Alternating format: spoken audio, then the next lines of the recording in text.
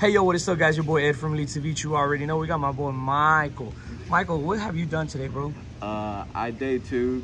Unfortunately, I didn't actually get into the top 64, but I day two with something a little bit spicy. What was it, bro? We're playing Dragunity. No way. Man, how'd your rounds go, bro? Pretty smooth? They were smooth all the way up until I played against a going second Flunder. That was different for me. And they actually, like, he opened up Lightning Storm evenly and then normal summon Ravine. I'm like, huh? It's pretty wild. My second loss was to, what was it? It was Adventure Brave. He just had more gas than me, and they also had the draw on top of it. So I really just couldn't press through with all the stuff he had.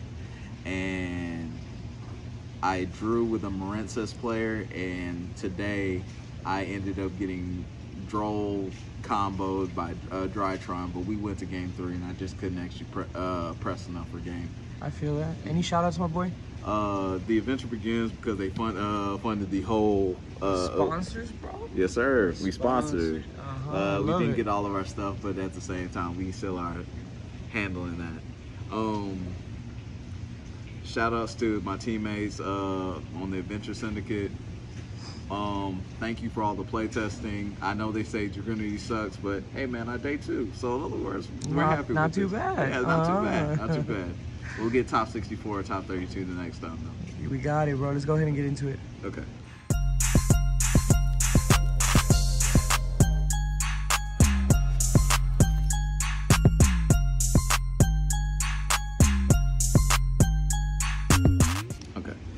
So we're gonna go ahead and start off with hand traps because you need to run them, especially in this format. So the most resourceful one that we had was Ash Blossom because it just applies in pretty much every deck in every situation. So play through that. Play 2 Nib. Sometimes I wanted to play 3, but I didn't want to come into a situation where I just draw into it, or it could be my 6th card when they've already full comboed and it just be a dead card. DD Crow was strong. I didn't like Despy at all, so whenever like they tried to resolve Brandon in red, I always had the DD Crow because I can actually search it with an in-archetype card called Gator. Nice. We played 1 Droll because I've noticed that a lot of people have just been playing under Droll and just scythe locking us. So it's like I don't want to play something that's not as impactful, but I at least want to have one just in case I did see it. And it put a couple of decks on hard stops behind that. Yeah. So we're getting back into the main engine. We played 3 Dragunity Remus. This is going to be standard for as long as they actually have it at 3, or as long as Dragon Ravine is at 3.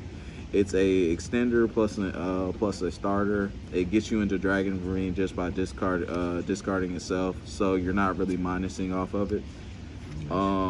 It also special summons itself from graveyard whenever you control a Dragunity monster, and it's also a tuner, so gives you free follow up there. We played 3 Legatus. He is a extender and also a special summon as long as you control Dragon's Ravine. So just free as possible as long as you actually access Dragon's Ravine, which you have so many ways to search that. We played 2 Koos and we played 1 Phalanx for the tuners. We didn't really need to bog down on too many tuners because it facilitated through so many different things. So we just played the 3 because Koos is helpful, more helpful than Phalanx in its own right. Nice. We played 2 Dragunity Graham. Basically, he's a dragon ruler, but he's also a walking imperm. And if I have any equips in the back row, then they will lose 1,000 attack and defense, and it actually came up a couple of times. So, and it also helps me in grind games. So 2,900 beater plus imperm that can make you shrink, pretty good. Yep. Mistletoe is another combo piece. Red Med, Enough Said, Zephyros, another combo piece and extender. It's a gas card. Tempest, because we played a whole wind deck, so why not? And another extender off of it is Baby Rock. Baby Rock is typically added and sent off a Gator, and it adds a level 4 lower winged beast or dragon type, and then sends a winged beast or dragon type. So it's just free extension and a synchro because it's also a tuner. The main Dragunity monsters that we played were for the winged beasts was Dux and Senatus. They facilitate in their own way. Senatus, whenever you have a Dragunity card in your hand, you can discard it and then equip directly from deck. Dux is the OG. You just normal summon if you have Grave set up. You can get any tuner and then proceed to go off with no discard outlet or anything like that. Cute little cards was also Samsara. Most people don't know what this card does, but basically the combo string is in the middle of like play, I'll make a seals and I will have Mistletoe in graveyard. And what ends up happening is like it'll add this from graveyard and then immediately after tribute summon. So it's like the old Steam to Cloak play where you tribute the seal. So Chainlink 1 will be the seal because it's a hard, it's a mandatory, and then Chainlink 2 will be equipping, so you can chain block it and then also special summon out Red Med whenever you need to. So you basically get 3 bodies if this has a tuner engraved also. And our spice for the day, Sloth. It's an extra deck lot card. So neither one of us can special summon from extra as soon as he hits the board. I typically special summon this off the seals because everybody likes to run around and try and contact my whole board because Fallen Albaz is a card. I just say no to that, and they have to either force the battle phase so you're not killing me, or I just totally stop your turn. That's all for the monsters. For the spells, best cards, Monster Reborn, Call By, Terraforming.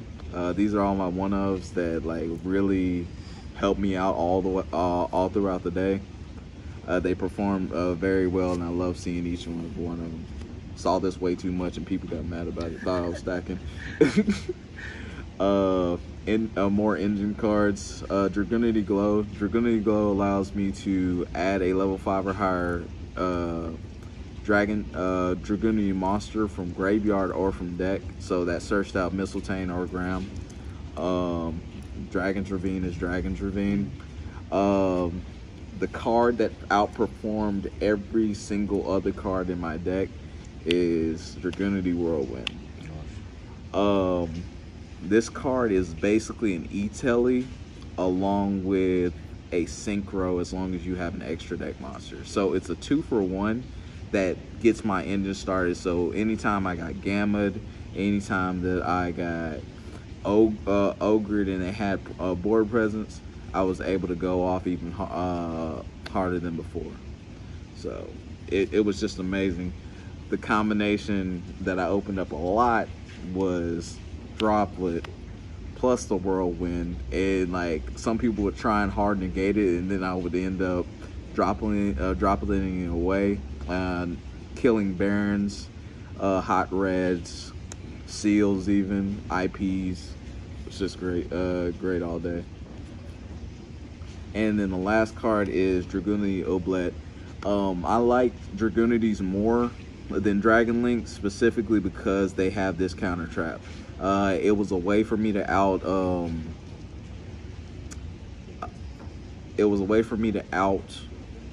like Dark Rollers, Droplets, as long as they didn't send a trap card.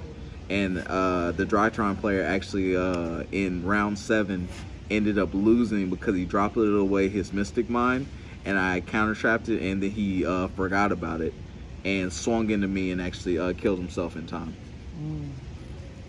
So that's the main deck. We played 43. Nice.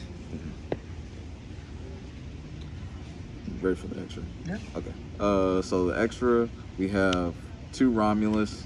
I like playing 2 because specifically, anytime that you can actually put wing beast or dragon or 2 dragons on board, it was just able to facilitate combo.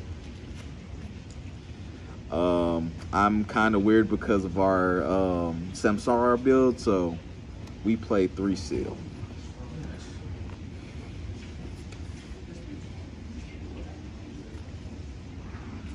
Boral Sword because it's a game ender. A Tum because I play a lot of 6s and we facilitate a lot. Gator is probably one of our best cards and will be the best card unless they make something even more broken than something that I can abuse over and over and over again in a turn. Lewin. He's kind of niche whenever I actually get into situations like Zombie World or anything like that. It just requires a Dragunity tuner, so I can step up and actually get into my bigger monsters, and he's also a tuner. You have Barcha, which is a level 8, and he's basically soul charged on legs. If you have your graveyard loaded up, you can basically equip as many as you want, and many Dragunity dragon monsters as you want to from graveyard, so you can turn this into an easy board sword with no issue or no problem.